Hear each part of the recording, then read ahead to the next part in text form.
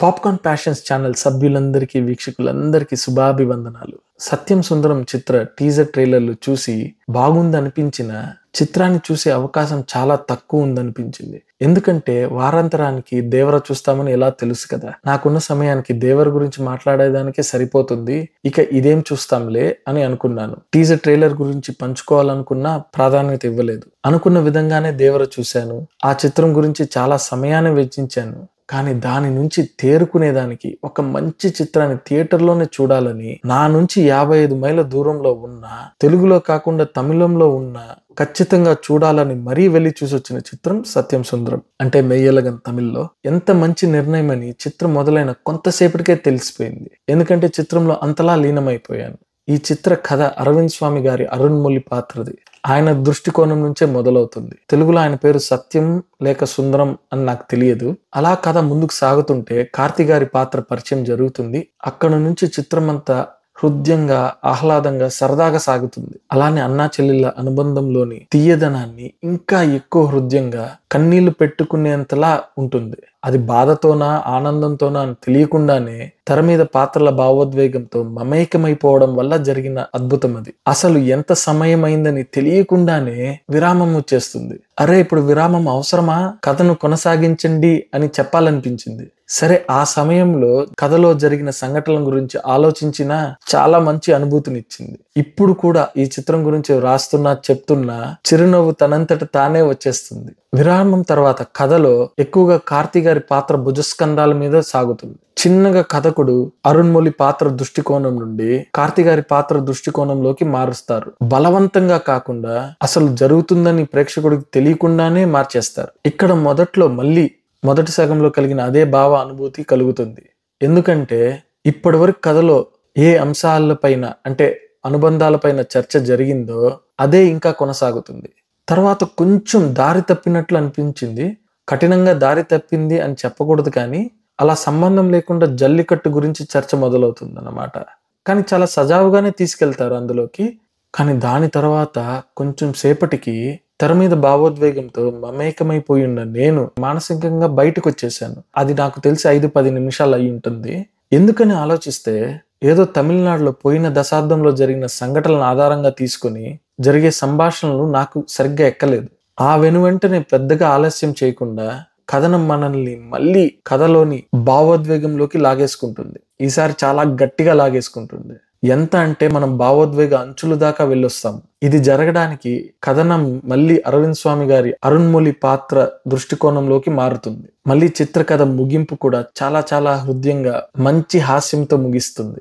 ముందుగా మనం దర్శకుడు ప్రేమ్ కుమార్ గురించి మాట్లాడుకోవాల్సిందే. అసలు కథ అని చూస్తే కాగితానికి ఒక పక్క మాత్రమే సరిపోయేంతే ఉంది. మొత్తం మాయా మర్మమంతా కథనంలోనే ఉంది. అంతేకాకుండా పాత్రల మధ్య ఉన్న అనుబంధాల వివరాలలో ఉంది. ఇంకా చూస్తే ఆ అనుబంధాన్ని వెలిబుచ్చే మాటల సంభాషణల మధ్య ఉంది.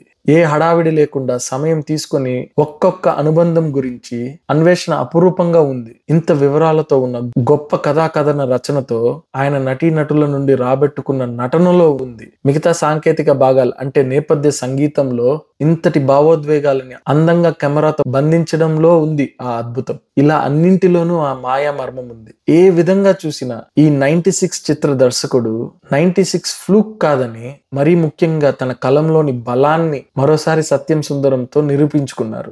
రెండవ సగంలో జల్లికట్టు, తమిళ చరిత్ర, చోళులు, చేర, పాండ్యన్ల గురించి, అలానే ఏదో తమిళనాడులో రాష్ట్ర లేక దేశ ప్రభుత్వం మీద జరిగిన తిరుగుబాటు, ఆందోళన గురించి పెట్టడం మాత్రం నాకెందుకో కథనం నుండి దారి తప్పారనిపించింది.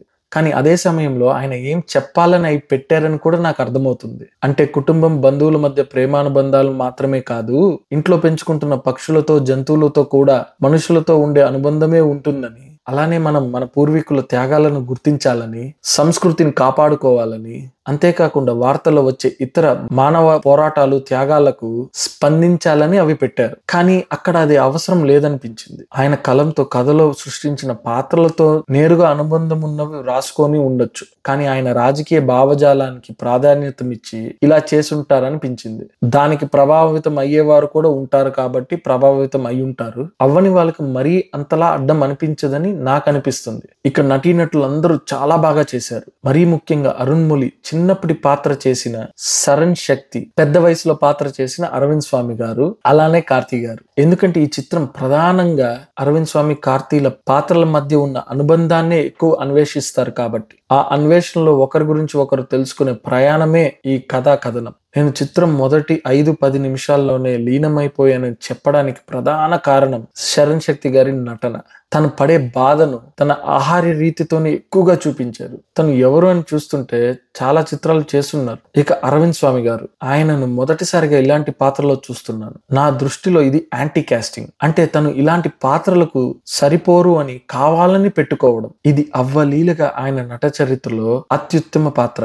దానిని సద్వినియోగం చేసుకొని అద్భుతంగా నటించి రాణించారు అరవింద్ స్వామి గారు. ఆయనను ఆవిష్కరించిన విధానం, ఆయన మొదటి సగంలో చిన్న చిన్న హావభావాలతో, ముఖ్యంగా చెల్లిని పెళ్లి కూతురిగా కలిసినప్పుడు తన నటన అద్భుతం. ఇదంతా కాదు, నా సత్తా ఏమిటో చూపిస్తానని రెండవ సగంలో మళ్ళీ కథనం ఆయన దృష్టికోణంలో మారినప్పుడు చేసిన నటన, ఆయన నట శిఖరాగ్రిని చేరుకున్నారు అన్నట్లుగా అనిపించింది. అంత అద్భుతంగా చేశారు. అమోఘం, చెల్లరేగిపోయారు. ఎన్నో భావోద్వేగాలని ఒకేసారి చూపించాల్సిన అవసరం, మొత్తం శరీరంతో నటించారు. ఆయన నడకలో, చూపుల్లో, మాటల్లో అన్ని విధాలుగా చెలరేగిపోయారు. ఆయన చేసిన ఈ నటనకు ఎన్నో పురస్కారాలు అందుకున్న ఆశ్చర్యపడక్కర్లేదు. ఇక కార్తీ గారు, ఆయన పాత్ర ఈ చిత్రానికి గుండె అని చెప్పొచ్చు. ఇది ప్రధానంగా ఇంకొకరి కథ అయినా ఆ ఇంకొకరు ఈయనతో ఉండే అనుబంధమే ప్రధానంగా ఉంటుంది కాబట్టి కార్తీ గారి నటనలో సహజత్వం ఎక్కువగా కనిపిస్తుంది. ఇలాంటి శైలి చిత్రాల్లోని పాత్రలు ఆయన అవ్వలీలగా చేసేస్తారు. ఇలాంటి పాత్రల్లో అమాయకత్వం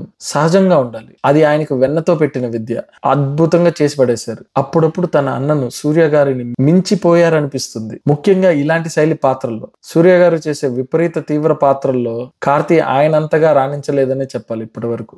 ఈ చిత్రం చూసిన తర్వాత నాకు ఒకటి అనిపించింది. అప్పుడప్పుడు మన తెలుగు తారలు రామ్ చరణ్ కొంచెం రంగస్థలంలో చేశారనుకోండి, తారక్, అల్లు అర్జున్లు 2 సంవత్సరాల కన్నా ఒకసారి ఇలాంటి చిన్న కథలతో చిత్రాలు చేయాలని ఎక్కువ ఖర్చుతో చాలా తక్కువ సమయంలో చేసి విడుదల చేస్తే బాగుంటుంది అనిపిస్తుంది. సమయం తక్కువ కాబట్టి 2-3 సంవత్సరాలకు కావాల్సినంత పారితోషికం అవసరం లేదు, అవసరం ఉండదు. అలానే దానికన్నా ఇంకొంచెం తక్కువ తీసుకుని మిగతాది చిత్ర వసూళ్లలో వాటా పెట్టుకుని చేస్తే అద్భుతంగా ఉంటుంది అనిపిస్తుంది. కనీసం ఈ 2వ tier లో ఉన్న తారలైన మాస్ హీరోలు కావాలనుకునే ప్రయాణంలో అప్పుడప్పుడు ఇలాంటి చిత్రాలు చేసే అవకాశం వదులుకోకూడదు అనిపిస్తుంది. అయినా అదంతా నా భ్రమ అనిపిస్తుంది. ఇవండి సత్యం సుందరం మెయ్యెల్లగన్ చిత్ర విశేషాలు.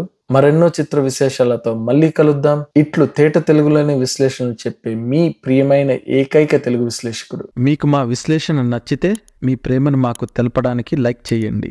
ఆ ప్రేమను పంచడానికి షేర్ చేయండి. మీ ఆశీర్వాదం మాకు ఇవ్వడానికి సబ్స్క్రైబ్ చేయండి. మరొక విశ్లేషణతో కలుద్దాం. అప్పటి వరకు మీ ప్రేమకు ధన్యవాదములు.